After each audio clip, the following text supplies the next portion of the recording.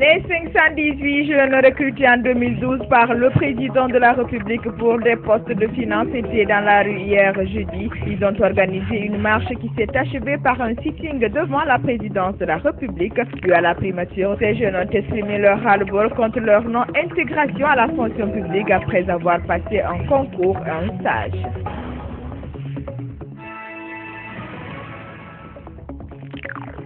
Les manifestations de rue contre le manque d'électricité se poursuivent à Conakry. Ce jeudi, les jeunes de Dixine étaient à leur tour dans la rue pour réclamer le courant électrique. Ils ont en effet barricadé les rues du quartier, conséquence des embouteillages interminables empêchant les travailleurs à se rendre au service à temps.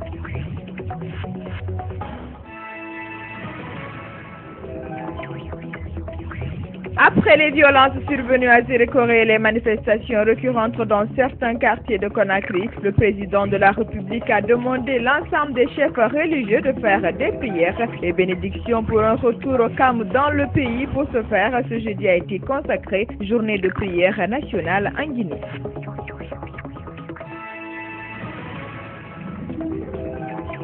Quelques membres du gouvernement étaient face aux élus locaux de la ville de Conakry ce jeudi. Objectif échanger sur les différentes manifestations dues au manque d'électricité dans la capitale. Au cours de cette rencontre, les décisions ont été prises pour stopper ces mouvements.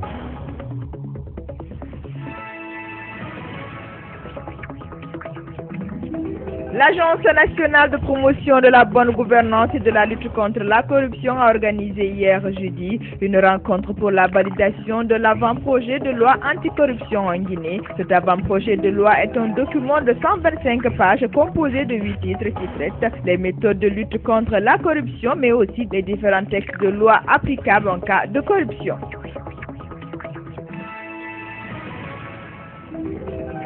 La malformation chez les enfants, la maladie se manifeste comme son nom l'indique par une malformation d'une partie du corps. Avant ou après la naissance de l'enfant, la pathologie peut varier selon la nature des infections et peut conduire à la mort si elle n'est pas décelée ou prise en charge à temps.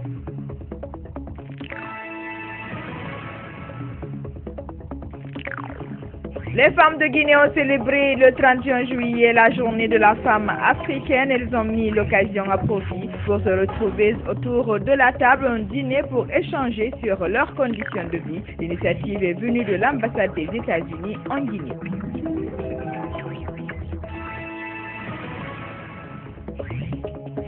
L'Égypte se prépare à une nouvelle journée d'un bras de fer attendu entre les pro-mortis et le gouvernement ce vendredi. Le ministère égyptien de l'Intérieur a de nouveau appelé les partisans de l'ex-président à quitter rapidement leur sitting, promettant un sauf-conduit et une protection à ceux qui obéiraient à l'injonction. Un argument qui est resté sans effet sur le plan international. Les États-Unis jugent désormais que la destitution de Morsi a permis de rétablir la démocratie.